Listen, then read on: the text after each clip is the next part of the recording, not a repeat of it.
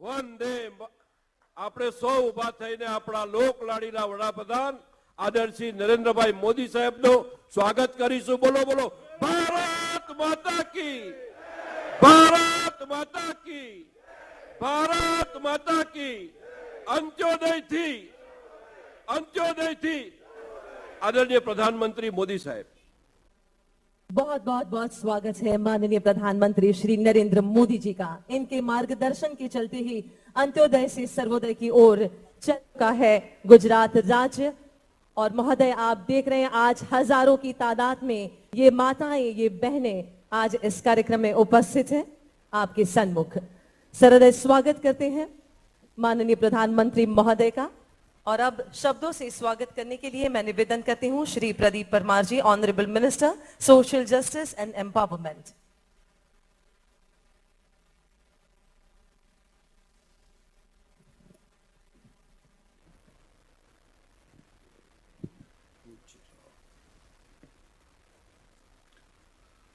भारत माता की. धन्यवाद. गुजरातना पनोता पुत्र, देशना यशस्वी वडाप्रधान, समग्र गुजरात और देशनु दुनिया में नाम रोशन करे आपणो सौ सन्मान वधार्यु छे एवा आदरणीय प्रधानमंत्री श्री नरेंद्रभाई मोदी साहेब, गुजरात राज्यना लोकप्रिय मुख्यमंत्री श्री भूपेन्द्रभाई पटेल, आपणा सौना लोकलाडीला गुजरात भारतीय जनता पार्टीना अध्यक्ष आदरणीय श्री सी आर पाटील साहेब, आदरणीय मंत्रीश्रीओ, आदरणीय संसद सभ्यश्रीओ, सन्मान्य मंच, उपस्थित सौ भरूचना मारा भाई बहनों, आ प्रसंगे आप सौनु हृदयना उमाकारथी खूब खूब स्वागत करूं छूं. गुजरातनी भारतीय जनता पार्टीनी सरकार द्वारा गुजरातना छेवाડાના વ્યક્તિની चिंता કરીને माननीय प्रधानमंत्री श्री नरेंद्रभाई मोदीना साथ सहकार आशीर्वाद थी गुजरातनो छेवाड़ो व्यक्ति अंत्योदय थकी सर्वोदय जई रह्यो त्यारे हूँ आपने गुजरातना मुख्यमंत्री श्री द्वारा गुजरातनी प्रजाना कल्याणकारी योजनाओनी माहिती आपता पहला हूँ आपने माननीय प्रधानमंत्री श्रीए देशना लोकोनी चिंता करी होय त्यारे जम्मू काश्मीर की समस्या हल करीने 370 ની કલમ હટાવીને જમ્મુ અને કાશ્મીરની પ્રજાને સુરક્ષા આપી છે. ત્યારે રામ જન્મભૂમિના મંદિરના નિર્માણ થકી ગુજરાત અને દેશના લોકોનું આત્મબળ વધાર્યું છે. એ જ રીતે ગુજરાતના લોકો સમગ્ર દેશના લોકો માટે જન ધન યોજના, ઉજ્જવલા યોજના, આયુષ્યમાન યોજના, મુદ્રા યોજના, प्रधानमंत्री सुरक्षा योजना, प्रधानमंत्री जीवन ज्योति योजना, सुकन्या समृद्धि योजना, स्वच्छ भारत, ए रीते आखा देश ने आत्मनिर्भर भारत थकी आत्मनिर्भर बनावવાનું સપનું સાકાર થઈ રહ્યું. ત્યારે આવો આપણે સૌ સાથે મળીને આઝાદી કા અમૃત મહોત્સવ મનાવીએ. એ અભ્યર્થના. ભારત માતા જય. વંદે માતરમ. बहुत बहुत धन्यवाद.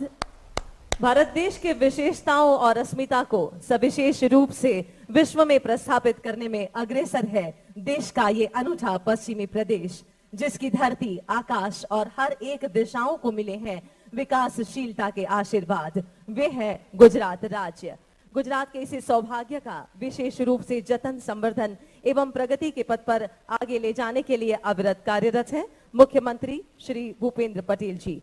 आइए स्वागत करते हैं उनका, उनके उद्बोधन के लिए.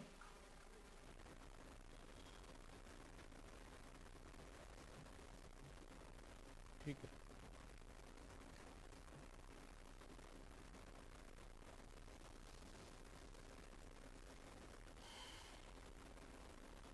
उत्कर्ष समारोह ना आजना कार्यक्रम में अपनी साथे वर्चुअल माध्यम थी उपस्थित अपना सौना मार्गदर्शक, करोड़ों देशवासियों उत्कर्ष माटे पुरुषार्थनी पराकाष्ठा करनार भारतना यशस्वी प्रधानमंत्री आदरणीय नरेंद्रभाई मोदी साहेब, मारी साथे मंच पर उपस्थित भारतीय जनता पार्टी गुजरातना अध्यक्ष मान्य श्री सी आर पाटील जी, માર્ગ અને મકાન મંત્રી અને પ્રભારી શ્રી પૂર્ણેશભાઈ મોદી, મંત્રી શ્રી પ્રદીપભાઈ પરમાર, મંત્રી શ્રી મનીષાબેન વકીલ, મંચ ઉપર ઉપસ્થિત માન્ય સાંસદ શ્રી, માન્ય ધારાસભ્ય શ્રી, સૌ પદાધિકારી શ્રી, સૌ અધિકારીગણ અને અંકલેશ્વર ઇન્ડસ્ટ્રીયલ એસોસિએશનના પ્રમુખ શ્રી રમેશભાઈ ગબાણી અને પૂર્વ પ્રમુખ શ્રી નાવડિયાજી અને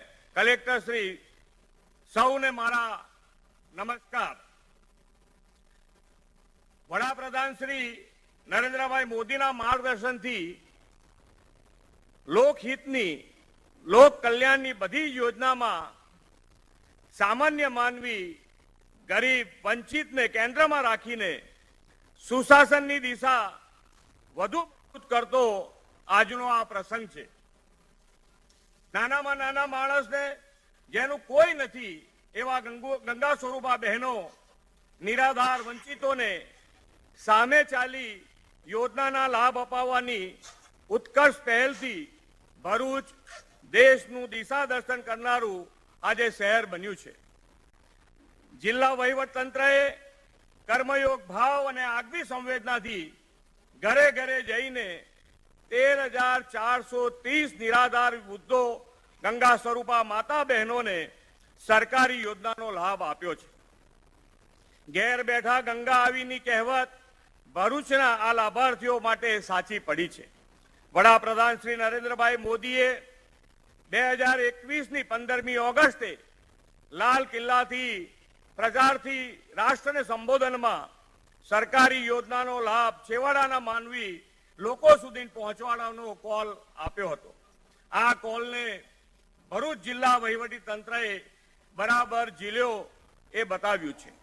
ગંગા સ્વરૂપા વિધવા બહેનો, વૃદ્ધા, નિરાધાર વ્યક્તિઓને જિલ્લાના ખૂણે ખૂણેથી માત્ર 3 જ મહિનામાં શોધી કાઢ્યા છે. આવા લાભાર્થીઓને ગામે ગામ જઈ શોધી કાઢવા માટે 300 જેટલા ઉત્કર્ષ સહાયકોને કાર્યરત કરવામાં આવ્યા હતા. વધુને વધુ લાભાર્થી શોધી શકાય તે માટે લાભાર્થી દીઠ 250 રૂપિયા પ્રોત્સાહન રકમ આ સહાયકોને આપવામાં આવી છે. Ankleshwar industrial association social corporate responsibility નિભાવતા કુલ 8 લાખ રૂપિયા આ પ્રોત્સાહન રકમ રૂપે આપ્યા છે. તે અભિનંદનને પાત્ર છે. આવા લાભાર્થીઓને યોજનાના લાભ આપવાની કામગીરી વડાપ્રધાનશ્રીના આહવાનને પગલે સેચ્યુરેટેડ એટલે કે પરિપૂર્ણ કરી છે. નાનામાં નાના માણસની ચિંતા નરેન્દ્રભાઈની સરકારે કરી છે. જનધનથી બેંક ખાતામાં પૈસા, ઉજ્જવલાથી ગેસ કનેક્શન દ્વારા ધુમાડામાંથી બહેનોને મુક્તિ, ઉજાલા દ્વારા વીજળી, પ્રધાનમંત્રી જન આરોગ્ય દ્વારા સામાન્ય ગરીબ વર્ગના કરોડો લોકોને રૂપિયા 5 લાખની આરોગ્ય સુરક્ષા, કોરોના દરમિયાન ફ્રી વેક્સિનેશન, ગરીબોને ફ્રી રાશન, આ બધું જ માન્ય નરેન્દ્રભાઈની માર્ગદર્શનમાં ગુજરાત સરકારે પણ આપ્યું છે.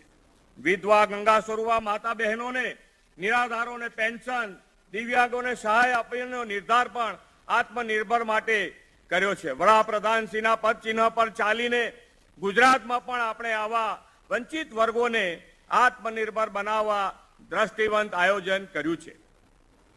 ગંગા સ્વરૂપા બહેનોના કિસ્સામાં આપણે વધુ એક મહત્વનો નિર્ણય કર્યો છે.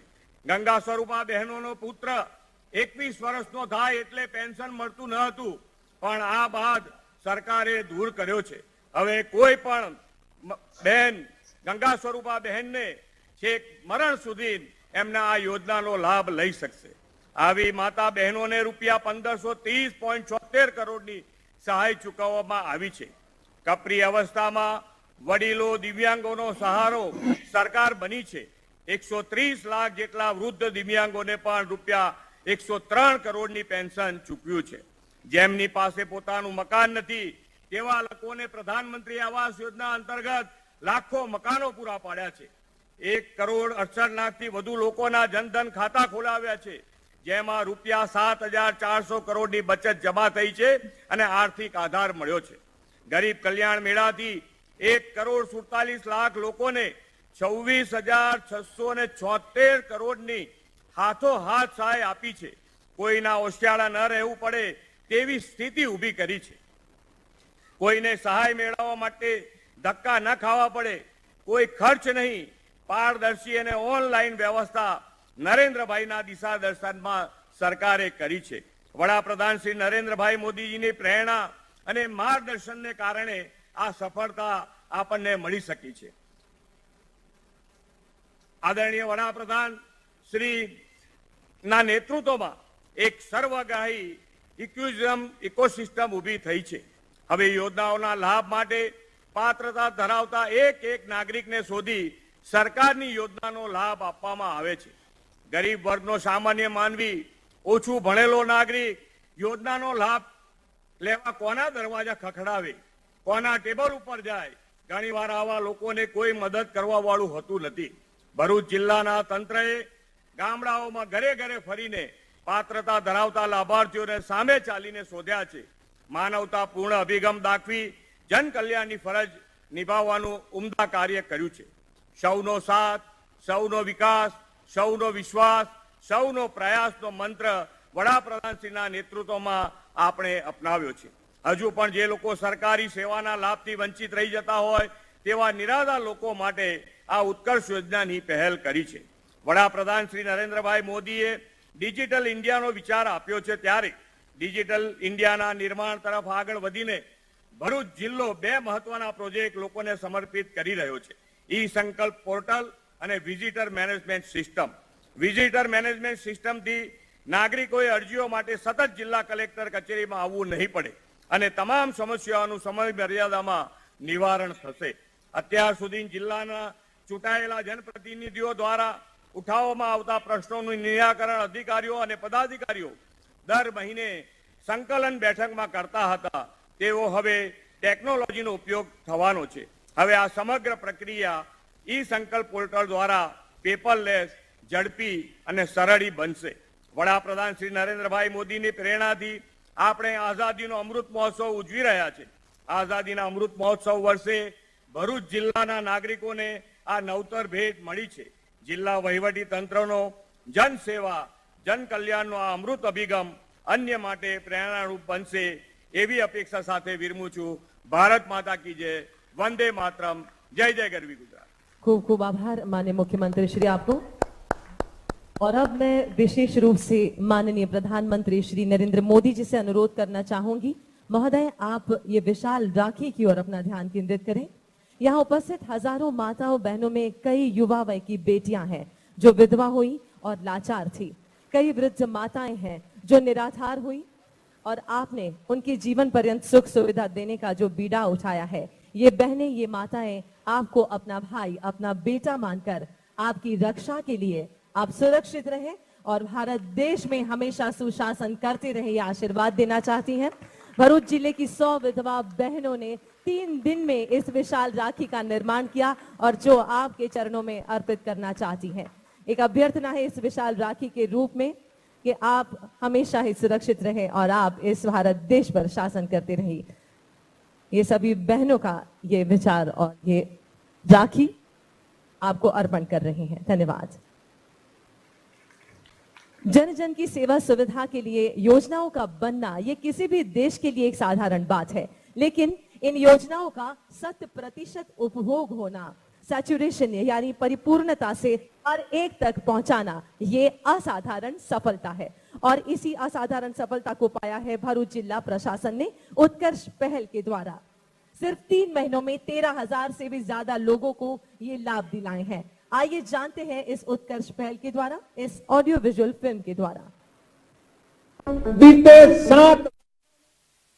बीते 7 वर्षों में शुरू हुई अनेक योजनाओं का लाभ करोड़ों गरीबों को उनके घर तक पहुंचा है। पहले की तुलना में हम बहुत तेजी से बहुत आगे बढ़े, लेकिन सिर्फ बात यहां पूरी नहीं होती। अब हमें सैचुरेशन तक जाता है, पूर्णता तक जाना है, 100% का मूड बना के चलना है। भारत के माननीय प्रधानमंत्री श्री नरेंद्र मोदी जी के द्वारा विभिन्न सरकारी योजनाओं में संतृप्ति अर्थात 100% पूर्णता के किए गए आह्वान को गुजरात के मुख्यमंत्री श्री भूपेंद्र भाई पटेल के मार्गदर्शन में अपना मूल मंत्र बनाया है भरूच जिला प्रशासन ने, जिसके अंतर्गत गंगा स्वरूपा महिलाओं तथा वृद्ध एवं निराधार लोगों से जुड़ी योजनाओं को मात्र 3 महीनों के अंतराल में संतृप्त करने हेतु भरूच जिले में शुरू हुआ एक महाअभियान उत्कर्ष पहल। 1 जनवरी 2022 से प्रारंभ इस अभियान में गंगा स्वरूपा आर्थिक सहाय योजना और राष्ट्रीय वृद्ध सहाय योजना, निराधार वृद्ध आर्थिक सहाय योजना और राष्ट्रीय कुटुंब सहाय योजना जैसी 4 योजनाओं का लाभ भरूच जिले के प्रत्येक गांव एवं शहर में तमाम जरूरतमंद नागरिकों तक पहुंचाना सुनिश्चित किया गया। इस मुहिम के लिए सभी तालुका क्षेत्रों में जारी किए गए व्हाट्सएप हेल्पलाइन नंबर्स, सभी नागरिकों से किया गया इन 4 योजनाओं के जरूरतमंद लोगों की जानकारी देने का अनुरोध। जिले भर के गांव और शहरों के तमाम वार्ड्स में लगाए गए उत्कर्ष कैंप और अधिकारी गणों की उपस्थिति में उत्कर्ष कैंप पर ही बिन लाभान्वित लोगों को पर्याप्त कागजी सहायता के साथ दिए गए योजनाओं के मंजूरी पत्र। जिला प्रशासन के माध्यम से घर बैठे ही सभी योजनाओं के लाभ मिलने पर संतुष्टि और आभार से आलोकित हुए भरूच के नागरिकों के चेहरे। कर्मचारी अमारा घरे आया विधवा सहाय નું ફોર્મ ભરી આપ્યું, જાણ કરીને ફોર્મ ભરી આપ્યું। આ યોજનાથી 1250 રૂપિયા મળે છે। 1250 રૂપિયા મને મળે છે કે અમે એમાં ઘર ખર્ચ ચલાવીએ છીએ। મારા ખાતામાં વિધવા સહાયના 1250 રૂપિયા આવે છે। उत्कर्ष पहल द्वारा आरंभ इस सेवा यज्ञ में आहुति देते हुए अंकलेश्वर इंडस्ट्रीज एसोसिएशन की ओर से प्रत्येक गांव एवं वार्ड में नियुक्त किया गया नागरिकों के मददगार के रूप में उत्कर्ष सहायक। उत्कर्ष सहायकों को प्रति लाभार्थी दी गई एक प्रोत्साहन राशि ताकि एक भी जरूरतमंद नागरिक इन लाभों से न रह जाए वंचित। उत्कर्ष पहल के इस महाअभियान में भरूच जिले के 13,430 लाभ वंचित नागरिकों को मिला 4 योजनाओं का फायदा। अंत्योदय के उद्देश्य के साथ भरूच जिला प्रशासन द्वारा गांव-गांव, गली-गली और घर-घर जाकर सुविधा वंचित नागरिकों को ढूंढकर लाभान्वित करने की कार्यवाही 31 मार्च 2022 तक हुई 100% संपन्न। जिले के 663 गांवों की 545 ग्राम पंचायतों और 4 नगर पालिकाओं के द्वारा अपने जनप्रतिनिधियों और अधिकारियों की पुष्टि के साथ दिए गए सभी योजनाओं की 100% पूर्णता के प्रमाण पत्र। मारा मिसेस हटा ये ऑफ થઈ જાય 2 વર્ષ થવા આવ્યા અને હું એકલો જ છે, મારું પેન્શન મળે છે, મને મારા ખાતામાં જમા થાય છે। ઘરની જીવન જરૂરિયાત વસ્તુ માટે વાપરું છું। સરકારશ્રીનો હું बहुत बहुत આભાર માનું છું। આભાર મોદી સાહેબ। उत्कर्ष पहल के लाभार्थी सरलता से जीवन निर्वाह कर सकें, इसके लिए उन्हें राष्ट्रीय अन्न सुरक्षा कायदा एवं प्रधानमंत्री गरीब कल्याण अन्न योजना के तहत भी किया गया समाविष्ट। धन्यवाद मोदी जी। उत्कर्ष पहल की सफलता से प्रेरित होकर आरोग्य उत्कर्ष पहल के रूप में भरूच जिला प्रशासन का आगामी लक्ष्य है जिले में प्रधानमंत्री जन आरोग्य योजना की संतृप्ति, जिसके अंतर्गत आरोग्य उत्कर्ष कैंप लगाकर लाभार्थियों को लाभ प्रदान करने की प्रक्रिया हो चुकी है प्रारंभ। आरोग्य उत्कर्ष पहल में भी 100% पूर्णता की प्रेरणा के लिए आरोग्य उत्कर्ष सहायकों के लिए निर्धारित की गई है एक प्रोत्साहन राशि। माननीय प्रधानमंत्री श्री नरेंद्र मोदी द्वारा प्रेरित सबका साथ, सबका विकास, सबका विश्वास और सबका प्रयास के समग्र दृष्टिकोण को साकार कर रही है भरूच जिला प्रशासन द्वारा संचालित अनूठी उत्कर्ष पहल। 100% विकास का अनूठा संबल कर रही है।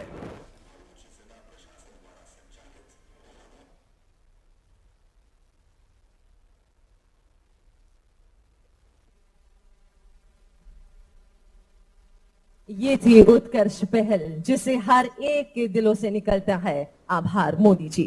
और अब माननीय प्रधानमंत्री महोदय लाभार्थियों के साथ सीधा वार्तालाप करेंगे, जिसमें सबसे पहले अयूब भाई इब्राहिम भाई पटेल एक निराधार हैं जिन्होंने वृद्ध सहाय योजना से लाभान्वित हुए हैं। अयूब भाई इब्राहिम भाई पटेल। अयूब भाई नमस्ते। नमस्ते साहब, नमस्ते। अयूब भाई ક્યાંના છો મૂળ? મૂળ વાગરા ગામનો છું સાહેબ। વાગરા તાલુકો। હાજી। અને શું ભણ્યા? હું ધોરણ 12 ભણેલું છું સાહેબ। 12 ભણ્યા છો? હાજી। તો જરા તમારા વિષયમાં બતાવો અને આ યોજના શું છે અને યોજનાનો લાભ શું મળ્યો છે જરા કહો। હિન્દીમાં બોલશો તોય ચાલશો કે ટીવી વાળા બધા જોઈ રહ્યા છે દેશમાં, તો આપ हिंदी भी बोल सकते हैं। अच्छा, तो मैं सर ब्लाइंड हूँ और राष्ट्रीय अंजन मंदिर में मानव सेवा दे रहा हूँ। देखिए, आप ये मत कहिए कि आप ब्लाइंड है, आपको दिव्य दृष्टि है। Okay okay. और मेरे घर में 6 सदस्य है, 3 बेटी है और वाइफ है और मदर माताश्री है। आंखें बचपन से ही चली गई हैं क्या? हाँ जी सर, वो लास्ट 15 साल से। मैं सऊदी अरब गया था, वहाँ आंखों का ड्रॉप डाला था तो उसका मुझे असर हो गया, तो उसके वजह से विजन लो हो गया। अभी डॉक्टर क्या कहते हैं? अभी उसका कोई उपाय नहीं है, ग्लूकोमा हो गया है, तो अभी जो थोड़ा कुछ बचा है 5% तो वो टिका रहा है। और आपके बेटियों को पढ़ाते हो? हाँ, बेटियां पढ़ती है, एक 12 कक्षा में, एक 8वीं कक्षा में, एक पहली कक्षा में। और जो पहली कक्षा में जो लड़की अगले साल मैंने उसका भर्ती किया है, तो आरटी के अनुसार उसका सिलेक्शन हो गया, तो उसका 1 से 8 साल तक सरकार उसको पढ़ाई कराएंगे। अरे वाह। और बाकी 2 बेटियां जो 12वीं वगैरह में पढ़ती हैं, उनका कैसा है पढ़ने में? वो दोनों लड़कियों को भी स्कॉलरशिप मिल रहा है हर साल। जब से आप आए हैं सरकार में, तब से स्कॉलरशिप मिल रहा है। कितना स्कॉलरशिप मिलता है? वो उनको बड़ी लड़की को 10,000 रुपया और छोटी लड़की को 8,000 रुपया। तो इन बेटियों ने क्या सोचा है, क्या पढ़ करके क्या करना चाहती है? ये बड़ी लड़की का अभी रिजल्ट आया है, अभी 10 बजे, वो 80% आया है और डॉक्टर बनना चाहती है। डॉक्टर बनना चाहती है? हाँ जी। है क्या वहाँ आपके साथ बैठी है क्या? आप हमारे साथ में बैठी है। कौन है बताओ बेटा, क्या नाम है? आप उनको आशीर्वाद दीजिए सर जी। अरे मेरे आशीर्वाद है। क्या नाम बेटा? आलिया। अच्छा बेटा, बताइए डॉक्टर बनने का मन विचार आया? पापा की प्रॉब्लम को देखकर। उससे नहीं बोला जाएगा, वो थोड़ा भावुक हो गई है। भेज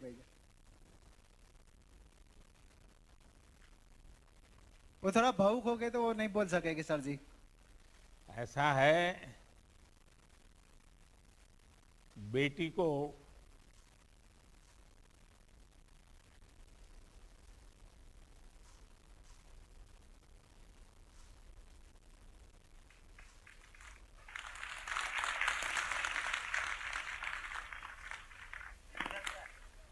दिखाने? हाँ तो भेज दो।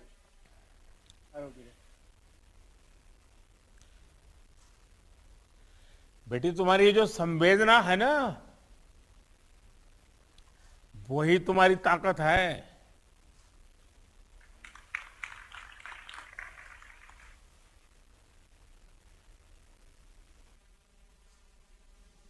अच्छा, आपने सबने वैक्सीन ले लिया क्या याकूब जी? हाँ जी। वैक्सीन ले लिया? सबने वैक्सीनेशन करवा लिया याकूब?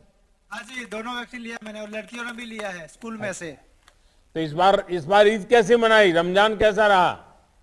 बढ़िया रहा सर जी, बहुत अच्छी तरह से मनाया। हाँ, सबसे मनाया। तो ईद में बेटियों को क्या दिया? ईद में उनको पैसा दिया, तो कपड़े लाए और उनके जरूरत की चीजें लाई। अच्छा, देखिए ये बेटियों का सपना पूरा करना।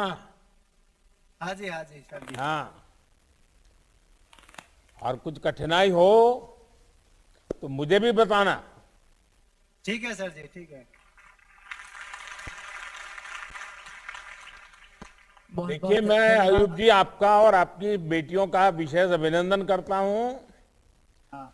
पहले तो आपने वैक्सीनेशन लगवा दिया, रमजान भी बहुत बढ़िया से मनाया, ईद भी बढ़िया से मनाई, और सरकार की तरफ से जो मदद आपको मिल रही है उसका आप सदुपयोग कर रहे हैं। हाँ जी, हाँ जी। आप अपने शारीरिक जो पीड़ा है उसको शक्ति में बदल रहे हो, और बेटियों को डॉक्टर बनाना, और बेटी के मन में विचार आना कि पिताजी की इस पीड़ा ने मुझे डॉक्टर बनने की प्रेरणा दी। અને સાહેબ ભરૂચથી દિલ્હી તો ઘણું દૂર છે, 1100 કિલોમીટર, પણ ત્યાં બેઠા બેઠા તમે અમારી ચિંતા કરો છો તે બદલ ઘણો ધન્યવાદ આપું છું આપને. અને હું તમને જોઈ શકતો નથી, પરંતુ તમે દેશની સેવા, દેશવાસીઓ માટેના વિકાસના કાર્યો કરો છો, તેની સુગંધ મારા અંતરાત્મામાં આવે છે, જે બદલ આપનો ખૂબ ધન્યવાદ કરું છું. અને તમે વિકલાંગ શબ્દને રદ કરી દિવ્યાંગ શબ્દનો અમને ઉપમા આપી, જે બદલ ગૌરવ વધાર્યું, તે બદલ હું આખા ભારતના દિવ્યાંગો વતી તમને હું આપનો આભાર વ્યક્ત કરું છું સાહેબજી. चलो याकूब भाई, तमने तमारा परिवार ने खूब खूब शुभकामनाओं, खूब खूब धन्यवाद. धन्यवाद साहब जी. और अब अन्य लाभार्थी हैं जो गंगा स्वरूप विधवा सहाय योजना से, वे हैं मीनाबेन दौलत सिंह डायरा जो अंकलेश्वर से हैं. बीनाबेन नमस्ते.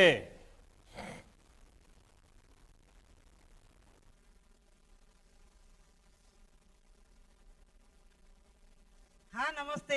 नमस्ते नमस्ते. मीनाबेन, આપણું ગામ કયું? પુરીદ્રા ગામ. અને કયો તાલુકો? અંકલેશ્વર તાલુકો. હે? અંકલેશ્વર તાલુકો. અચ્છા અચ્છા, અંકલેશ્વરમાં, એટલે પાસે જ છો. હા. કહો મીનાબેન, જરા તમારા વિષયમાં કહો પહેલા. હા. તમારા વિષયમાં બતાવો, તમને શું મદદ મળી, શું થયું, જરા કહો. હા, મારે વિધવા ફાર્મનો જે અમારે સાહેબને જે તાલુકા પંચાયતની કચેરીમાંથી જે આવ્યા છે કર્મચારીઓ, એમની સાથે મારું ફાર્મની એ ભરાયું છે, અને પછી મારા ગામ પંચાયત તલાટી સાહેબ તેમને ફોર્મ ભરીને મારા 3 મહિનાથી પૈસા મળે છે. મીનાબેન, તમારા પરિવારમાં કોણ કોણ છે? 5 સભ્ય છે. બાબો, વહુ અને એના 2 બાળકો. દીકરાના લગ્ન થઈ ગયા. દીકરો શું કરે છે? હા, જીઆઈડીસી માં જાય છે સાહેબ. જીઆઈડીસી માં જાય છે. હા. અને વહુ પણ કઈ કામ કરે છે કે? હા, ઘર કામ કરે છે. ઘર કામ કરે છે. અને વહુ ક્યાંથી લાયા છો? કયા ગામથી લાયા છો? કાસા મનાડથી. અને એમના દીકરાઓને ભણાવો છો? હા, નાના છે દીકરાઓ જોઈના. તો તમને શું યોજના મળી અને યોજનાનો શું લાભ મળ્યો? સાનો સાહેબ? તમને જે યોજના મળી છે એ કઈ યોજના મળી છે ને યોજનાનો શું લાભ મળ્યો તમને? અમને વિધવા બહેનોનું પેન્શન મળ્યું છે અને જે અનાજ મળ્યું છે. સન્માનપૂર્વક જીવવાનું આમ વિશ્વાસ આવી ગયો છે? હા. ક્યાંય હાથ લાંબો નથી કરવો પડતો ને? ના, નથી કરવો પડતો. બહુ ગૌરવથી જીવો છો? હા, સરસ રીતે જીવું છે એમ. હા. ચાલો મીનાબેન, તમને મારી ખૂબ શુભકામનાઓ છે, અને બાળકોને ભણાવજો, ખૂબ આગળ વધે. હા. અને સાહેબ, અમારા બધી બહેનો, વિધવા બહેનોના તમને આશીર્વાદ છે, અને આગળ તમારું ગર્વ વધે. તમે બધા બહેનોએ જે રાખડી આપી, એ રાખડી જ મને બહુ ભાવુક બનાવી દીધો. हाँ. नमस्ते. नमस्ते. महोदय, अब सिर्फ 35 साल की ये एक विधवा बहन है वालिया गांव से, जो है अरुणाबेन उमेश भाई बसावा, जो सीधा संवाद करेंगी माननीय प्रधानमंत्री महोदय से. अरुणाबेन उमेश भाई, सिर्फ 35 साल की ये महिला है. अरुणाबेन नमस्ते. નમસ્તે સર. અરુણાબેન, આપણું ગામ કયું? મોખડી, વાલિયા તાલુકો અમારો. બારિયા. કયો તાલુકો? વાલિયા. વાલિયા તાલુકાના છો? હા. તો અરુણાબેન, કેટલું ભણ્યા તમે? 12 પાસ. 12 પાસ ભણ્યા. અને પરિવારમાં કોણ કોણ છે? મારા એક દીકરી છે, એક દીકરો છે, એક સાસુ છે. તો ઘર બધું તમારે જ ચલાવવું પડે છે? કોઈ નહીં, સસરા બી નહીં, હસબન્ડ બી નહીં. ઓ, તો બધું તમે જ સંભાળો છો કે તમારા સાસુમાં પણ કઈ કરે છે? મારી સાસુમાં મારા ભેગી રહે છે. હા. અને બાળકો શું ભણે છે? એક 12 સાયન્સ ભરે છે, એક આઈટીઆઈ કરે છે. છોકરો 12 સાયન્સ ભણે છે और છોકરી આઈટીઆઈ કરે છે. એમ? આજે બર્થડે બી છે છોકરીની. હે, કેવું લાગે ભણવામાં? કેવા છે? આમ સારું કરે છે? સારું ભણે છે બંને. શું ઈચ્છા છે છોકરાઓને? શું ભણવાની, શું બનવાની ઈચ્છા છે? છોકરી આજુ આઈટીઆઈ કરતી છે અને છોકરો 12 સાયન્સ ભણીને કંઈ તો કરાય એવું કહે છે. હા, પણ તમે એમને પૂછો છો કે ભાઈ શું ભણ્યા, શું નહીં ભણ્યા, બધું પૂછો છો કે નહીં? પૂછો ને. હા, તો તમને જે લાભ મળ્યા એ લાભથી તમને શું પરિવારમાં, ઘર ચલાવવામાં, બાળકોને મોટા કરવામાં શું ફાયદો થયો? મારા પરિવારમાં છોકરા ભણાવવાનો સારો મહિલો છે અને બીજું કે મારી જે મારા ઘરનો ખર્ચો નહીં થતેલો એ તમારા પૈસા 1250 રૂપિયા મારા ખાતામાં દર મહિને પડી જાય છે અને સારી રીતના હું ઘર ચલાવું છું અને છોકરાને ભણાવું બી છું. એમાંથી મારી નાની અમથી દુકાન બી છે. એટલે એમ નથી મેં. શેની દુકાન છે અરુણાબેન? ચા લારીની ચા છે અને નાસ્તાની છે. નાસ્તામાં શું બનાવો છો? સમોસા અને ભજીયા, ચા. લે, હસી પડ્યા તમે કે તમને એમ લાગે છે હું કોઈ ખાવા આવી જઈશ? તમે ખાવા આવો તો હું ખબર. અરુણાબેન, હું બી ચાય બનાવતો તો તમે ચા બનાવો છો. સારું કહેવાય ને. પણ ત્યાં આપણા વાલિયામાં, ગામડામાં બધા ચા પીવા માટે લોકો આવતા હોય છે, દુકાન પર આવતા હોય છે ચા પીવા. હા, લોકો વાલિયાના આવે ને અમારા દુકાન પર આવ્યા. એ લોકોએ તો કીધું કે બેન તમારું ફોર્મ ભર્યું? કે મેં કીધું નથી. તો વાલિયાના અમારા મેડમ છે એ લોકોએ કીધું કે મને આટલું લખી આપજો. એટલે મને એમને મેડમે લખી આપ્યું. એટલે મેં એ લોકોને ડોક્યુમેન્ટ આપી દીધું. એટલે એ લોકોએ મારું ખાતું ચાલુ કરી દીધું ને એના 1250 ભરવા પાવા ભાઈ ખાતામાં. તમારા ગામમાં કોઈ બહેનોનો સમૂહ ચાલતો હોય, બચત કરતા હોય, એવું કઈ કરો છો? ના, એવું નહીં કરતા. એવું કરાવો બેન. અરુણાબેન, તમે જરા, હું ઓફિસરોને પણ કહું છું કે તમે આટલા જાગૃત છો ને આટલા હિંમતવાળા છો તો તમે બીજી પણ બધી 10 પ્રવૃત્તિઓ કરી શકો.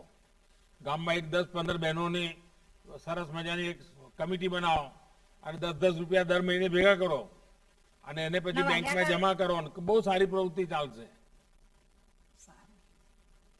તો હું સરકારી અધિકારીઓને કહીશ કે અરુણાબેનમાં આટલી બધી હિંમત છે તો જરા અરુણાબેનને સાથ આપો અને એમને આખા ત્યાંના બીજા લોકોને પણ હિંમત આપશે અરુણાબેન. તો સારું. અમારા વાલિયા તાલુકાના સાહેબો અને બહેનો બધી સારી છે. બધું અમારા ઘરે આવીને કામ કરી જાય. વિઝિટોમાં આવે ગામમાં અને પૂછીને ઘરે કામ કરી જાય. ચાલો અરુણાબેન, તમને તમારા બાળકોને ખૂબ ખૂબ આશીર્વાદ, ખૂબ ખૂબ શુભકામનાઓ. जय भारत. बहुत बहुत धन्यवाद प्रधानमंत्री महोदय, आपका बहुत ही भावुकता के साथ ये सीधी बात इन लाभार्थियों के साथ. दोस्तों, हिंदुस्तान की 125 करोड़ जनता हो या यहाँ उपस्थित हजारों माताओं बहनों जैसी भारत की महिलाएं या विश्व में कहीं पर रहने वाला कोई भी भारतीय, सबके दिलों में जिन्होंने भारत की अस्मिता को सविशेष रूप से प्रस्थापित किया है, वे है हमारे गुजरात के सपूत, भारत के साम्राज्य के सुशासक माननीय प्रधानमंत्री श्री नरेंद्र मोदी जी. आइए भारत माता के जयकारे के साथ उनका अभिनंदन करते हैं, उनका आभार व्यक्त करते हैं और उन्हें सविशेष निवेदन करते हैं उनके उद्बोधन के लिए. बोलिए भारत माता की, भारत माता की. नमस्कार. आज का ये उत्कर्ष समारोह सचमुच में उत्तम है और इस बात का प्रमाण है जब सरकार ईमानदारी से एक संकल्प लेकर लाभार्थी तक पहुंचती है तो कितने सार्थक परिणाम मिलते हैं। मैं भरूच जिला प्रशासन को, गुजरात सरकार को, सामाजिक सुरक्षा से जुड़ी 4 योजनाओं के 100% सैचुरेशन कवरेज के लिए आप सबको जितनी बधाई दूं उतनी कम है।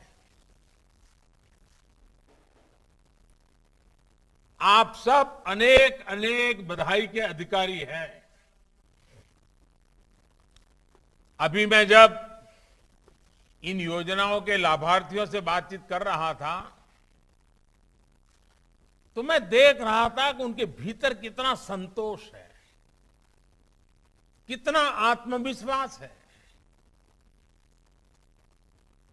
मुसीबतों से मुकाबला करने में जब सरकार की छोटी सी भी मदद मिल जाए तो हौसला कितना बुलंद हो जाता है और मुसीबत खुद मजबूर हो जाती है, और जो मुसीबत को झेलता है वो मजबूत हो जाता है।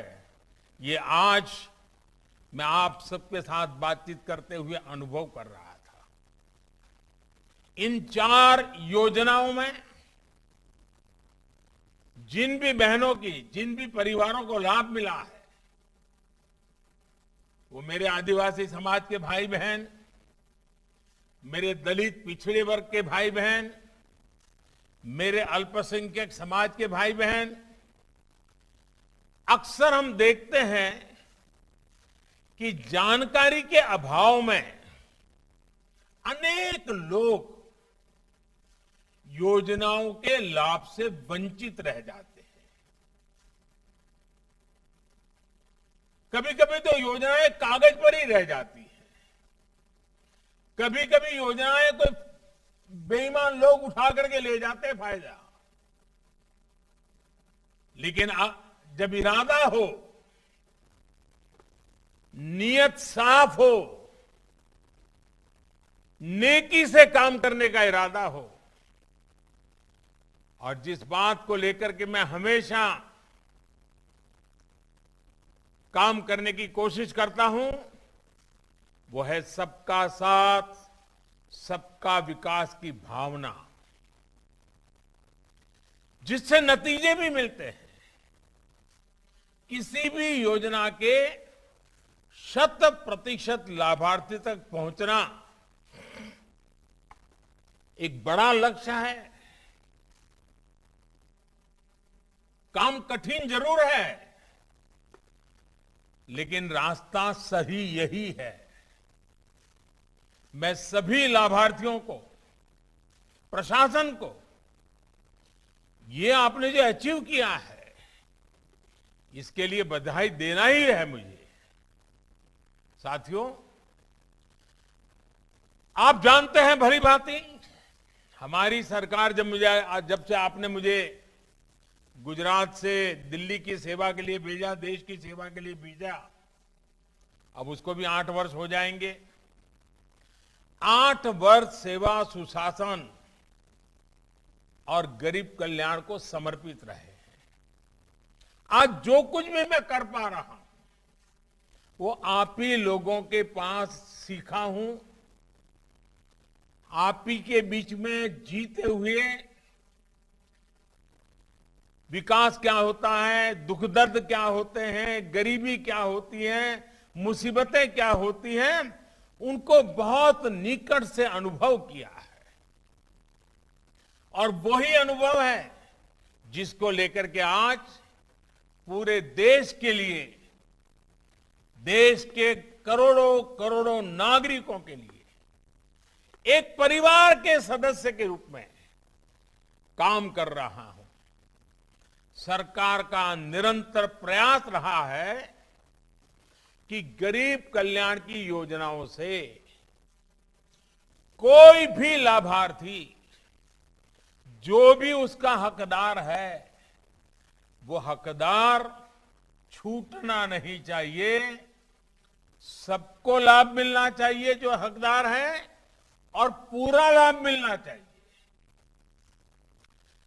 और मेरे प्यारे भाइयों बहनों, जब हम किसी भी योजना में 100% यानी 100% लक्ष्य को हासिल करते हैं, तो ये 100% ये सिर्फ आंकड़ा नहीं है, अखबार में इश्तहार देने का मामला नहीं है सिर्फ।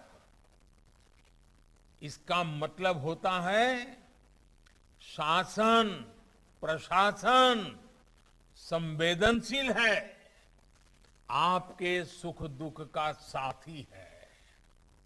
ये उसका सबसे बड़ा सबूत होता है। आज देश में हमारी सरकार के 8 साल पूरे हो रहे हैं,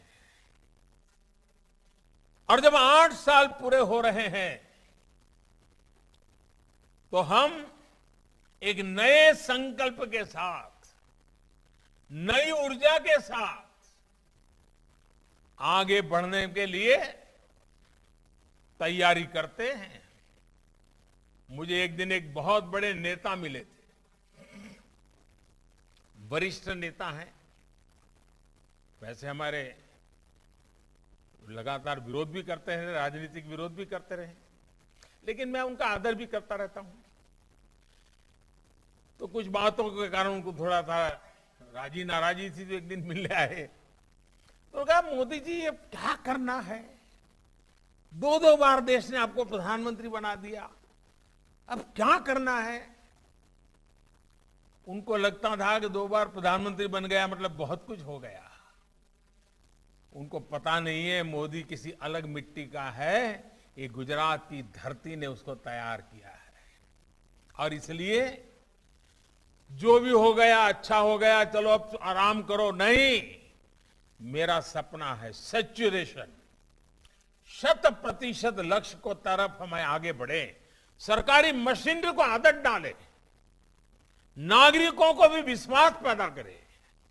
आपको याद होगा 2014 में जब आपने हमें सेवा का मौका दिया था, तो देश की करीब करीब आधी आबादी शौचालय की सुविधा से, टीकाकरण की सुविधा से, बिजली कनेक्शन की सुविधा से, बैंक अकाउंट की सुविधा से सैकड़ों मील दूर थी, एक प्रकार से वंचित थी। इन वर्षों में हम सभी के प्रयासों से अनेक योजनाओं का 100% सैचुरेशन के करीब करीब लाभ पाए हैं। अब 8 वर्ष के इस महत्वपूर्ण अवसर पर एक बार फिर कमर कस करके, सबका साथ लेकर के, सबके प्रयास से आगे बढ़ना ही है, और हर जरूरतमंद को, हर हकदार को उसका हक दिलाने के लिए जी जान से जुट जाना है। मैंने पहले कहा, ऐसे काम कठिन होते हैं, राजनेता भी उनको हाथ लगाने से डरते हैं, लेकिन मैं राजनीति करने के लिए नहीं, मैं सिर्फ और सिर्फ इस देशवासियों की सेवा करने के लिए आया हूं। देश ने संकल्प लिया है 100% लाभार्थियों तक पहुंचने का, और जब 100% पहुंचते हैं ना, तो सबसे पहला जो मनोवैज्ञानिक परिवर्तन आता है वो बहुत महत्वपूर्ण है। उसमें देश का नागरिक याचक की अवस्था से बाहर निकल जाता है। पहले तो वो मांगने के लिए कतार में खड़ा है, वो भाव खत्म हो जाता है, उसके अंदर एक विश्वास पैदा होता है कि मेरा देश है, मेरी सरकार है, ये पैसों पर मेरा हक है, मेरे देश के नागरिकों का हक है, ये भाव उसके अंदर भीतर पैदा होता है और उसके अंदर कर्तव्य के बीज भी वो देता है। और साथियों, जब सैचुरेशन होता है ना, तो भेदभाव की सारी गुंजाइश खत्म हो जाती है। किसी की सिफारिश की जरूरत नहीं पड़ती है। हर एक को विश्वास रहता है, भले उसको पहले मिला होगा लेकिन बाद में भी मुझे मिलेगा ही। 2 महीने बाद मिलेगा, 6 महीने बाद मिलेगा, लेकिन मिलने वाला है। उसको किसी की सिफारिश की जरूरत नहीं पड़ती। और जो देने वाला है वो भी किसी को ये नहीं कह सकता है तुम मेरे हो इसलिए दे रहा हूं, वो तो मेरा नहीं इसलिए नहीं दे रहा हूं। भेदभाव नहीं कर सकता है। और देश ने संकल्प लिया है 100% लाभार्थियों तक पहुंचने का। आज जब 100% होता है तो तुष्टीकरण की राजनीति तो समाप्त ही हो जाती है, उसके लिए कोई जगह नहीं बचती है। 100% लाभार्थियों को पहुंचने का मतलब होता है समाज में अंतिम पायदान पर खड़े व्यक्ति तक पहुंचना। जिसका कोई नहीं है उसके लिए सरकार होती है, सरकार के संकल्प होते हैं, सरकार उसकी साथी बनकर के चलती है।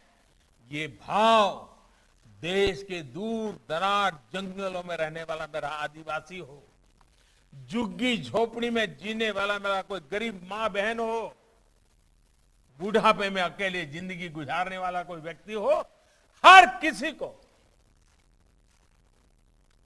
ये विश्वास पैदा कराना है कि उसके हक की चीजें उसके दरवाजे पर आकर के देने के लिए प्रयास करेंगे।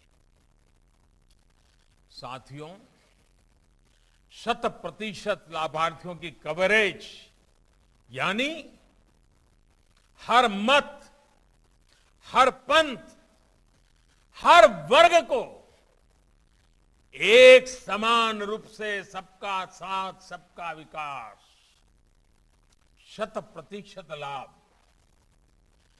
गरीब कल्याण की हर योजना से कोई छूटे ना, कोई पीछे ना रहे, ये बहुत बड़ा संकल्प है। आपने आज जो राखी दी है ना, सब विधवा माताओं ने मेरे लिए जो राखी भी इतनी बड़ी बनाई है, राखी ये सिर्फ धागा नहीं है, ये आपने मुझे एक शक्ति दी है, सामर्थ्य दिया है, और जिन सपनों को लेकर के चले हैं उन सपनों को पूरा करने के लिए शक्ति दी है। इसलिए आज जो आपने मुझे राखी दी है उसे मैं अनमोल भेंट मानता हूं। ये राखी मुझे हमेशा देश के गरीबों की सेवा के लिए 100% सैचुरेशन की तरफ सरकारों को दौड़ाने के लिए प्रेरणा भी देगी, साहस भी देगी और साथ भी देगी। यही तो है सबका साथ, सबका विकास, सबका विश्वास और सबका प्रयास। आज राखी भी सब विधवा माताओं के प्रयास से बनी है। और मैं तो जब गुजरात में था, बार बार मैं कहता था, कभी कभी खबरें आती थी मेरे पर, मेरी सुरक्षा को लेकर के खबरें आती थी, एक आध बार तो मेरी बीमारी की खबर आ गई थी।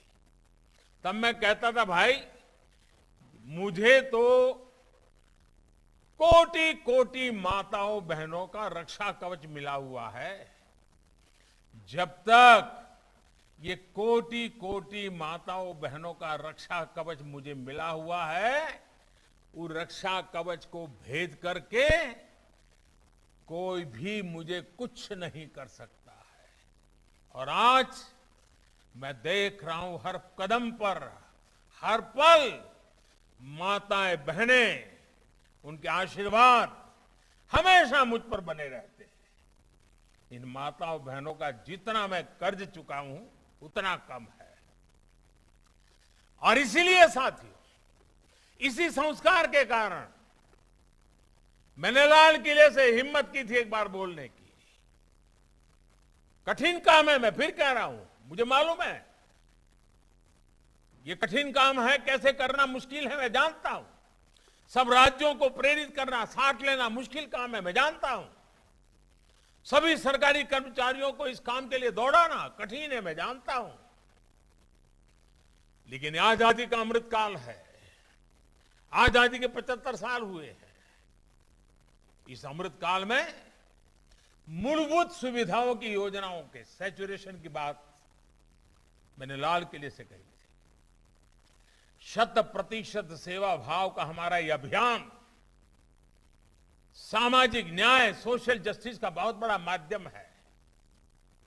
मुझे खुशी है कि हमारे गुजरात के मृदु और मक्कम मुख्यमंत्री भूपेंद्र भाई पटेल, उनके नेतृत्व में गुजरात सरकार इस संकल्प को सिद्ध करने में पूरी निष्ठा के साथ जुटी है।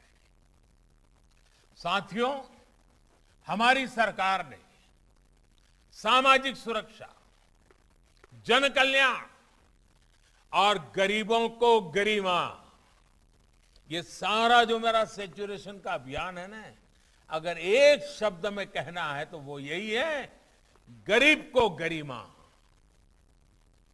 गरीब की गरिमा के लिए सरकार, गरीब की गरिमा के लिए संकल्प और गरीब की गरिमा के संस्कार, यही तो हमें प्रेरित करते हैं। पहले हम जब सोशल सिक्योरिटी की बात सुनते थे तो अक्सर दूसरे छोटे छोटे देशों के उदाहरण देते थे। भारत में इनको लागू करने के जो भी प्रयास हुए हैं, उनका दायरा और प्रभाव दोनों बहुत सीमित रहे। लेकिन साल 2014 के बाद देश ने अपने दायरे को व्यापक किया। देश सबको साथ लेकर चला। परिणाम हम सभी के सामने है। 50 करोड़ से अधिक देशवासियों को 5 लाख रुपए तक मुफ्त इलाज की सुविधा मिली। करोड़ों लोगों को 4 लाख रुपया तक के दुर्घटना और जीवन बीमा की सुविधा मिली। करोड़ों भारतीयों को 60 वर्ष की आयु के बाद एक निश्चित पेंशन की व्यवस्था मिली। अपना पक्का घर, टॉयलेट, गैस कनेक्शन, बिजली कनेक्शन, पानी का कनेक्शन, बैंक में खाता, ऐसी सुविधाओं के लिए तो गरीब सरकारी दफ्तरों के चक्कर काट काट करके उनकी जिंदगी पूरी हो जाती थी, वो हार जाते थे। हमारी सरकार ने इन सारी परिस्थितियों को बदला, योजनाओं में सुधार किया, नए लक्ष्य बनाए और उन्हें निरंतर हम प्राप्त भी कर रहे हैं। इसी कड़ी में किसानों को पहली बार सीधी मदद मिली। छोटे किसानों को तो कोई पूछता नहीं था भाई, और हमारे देश में 90% छोटे किसान हैं। 80% से ज्यादा, करीब करीब 90%,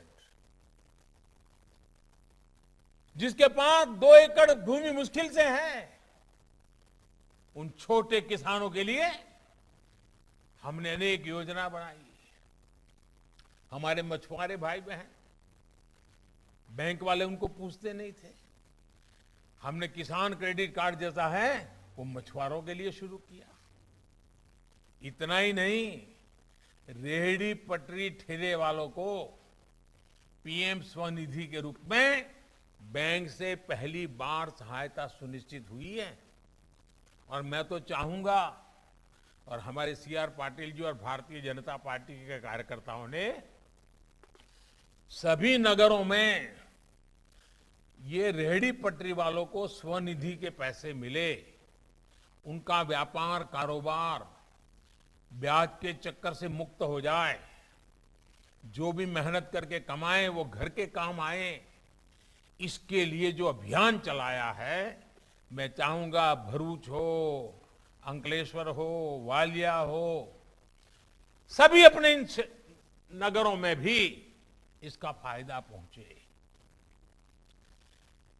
આમ તો ભરૂચમાં મારે રૂબરૂ આવવું જોઈએ અને ઘણા સમયથી આવ્યો નથી એટલે મન થાય બી ખરું, કારણ કે ભરૂચ જોડે મારો નાતો બહુ જૂનો રહ્યો છે અને ભરૂચ તો આપણું સાંસ્કૃતિક વિરાસત છે, વ્યાપારનું સાંસ્કૃતિક વિરાસતનું હજારો વર્ષ જૂનું કેન્દ્ર રહ્યું છે।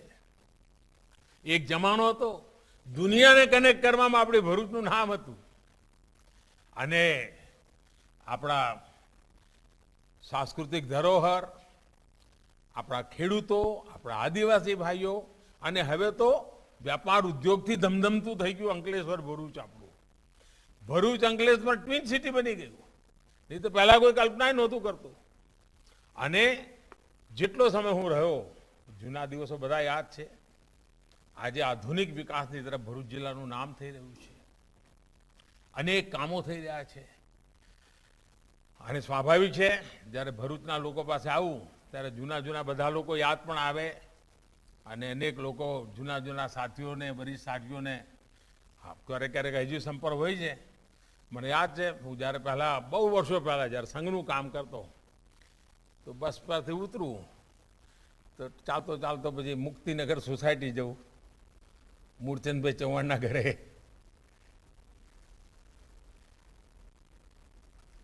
અમારા બિપિનભાઈ શાહ, અમારા શંકરભાઈ ગાંધી, અનેક સાથીઓ બધા જૂના જૂના। અને જ્યારે તમને બધાને જોઉં ત્યારે મને અમારો જૂનો બહાદુર સાથી શિરીષ બંગાળી હંમેશા યાદ આવે, સમાજ માટે જીવનારો। અને આપણને ખબર છે લલ્લુભાઈનો ચકલેથી નીકળીએ આપણે અને આપણો 532 વિસ્તાર, અત્યારે જે 20-25 વર્ષના છોકરા છોકરીઓ છે ને એમને તો ખબર નહીં હોય કે 532ના લલ્લુભાઈના ચકલેના શું દશા હતી। હાવ સાંકડા રસ્તા, સ્કૂટર ઉપર ચાલવું હોય તો મુશ્કેલ પડી જાય અને એટલા બધા ખાડા, કારણ કે મને બરાબર યાદ છે, હું તો એ વખતે આપતો અને મારે તો પહેલાં તો કંઈ જાહેર સભાઓ તો કરવાનું કે મને મોકો નહોતો મળતો। વર્ષો પહેલાં ભરૂચવાળાએ મારે પકડ્યો આપણી શક્તિનગર સોસાયટીમાં, ત્યારે તો હું રાજકારણમાં આવ્યો નહોતો, શક્તિનગર સોસાયટીમાં એક સભા રાખેલી, 40 વર્ષ થઈ ગયા હશે અને હું હેરાન થઈ ગયો કે સોસાયટીની સભા પણ ઊભા રહેવાની જગ્યા નહોતી અને એટલા બધા લોકો આશીર્વાદ આપવા આવેલા, મારું કોઈ નામ નહીં, કોઈ જાણે નહીં, કાંઈ નહીં, અને જબરદસ્ત મોટી સભા થયેલી એ દિવસે। ત્યારે તો હું કંઈ રાજકારણમાં બહુ હતો નહીં, નવો હતો, શીખતો હતો। એ વખતે મને કેટલાક પત્રકાર મિત્રો મળ્યા મારું ભાષણ પત્યા પછી। મેં એમને કહ્યું તમે લખી રાખો, હવે આ ભરૂચની અંદર કોંગ્રેસ ક્યારેય જીતશે નહીં, એવું મેં એ વખતે કહેલું, આજથી 40 વર્ષ પહેલા। તો બધા હસવા પાડ્યા, મારી મજાક ઉડાવવા પાડ્યા અને આજે મારે કહેવું જોઈએ ભરૂચના લોકોના પ્રેમ અને આશીર્વાદ કે એ વાત મારી આજ સુધી સાચી પડી છે।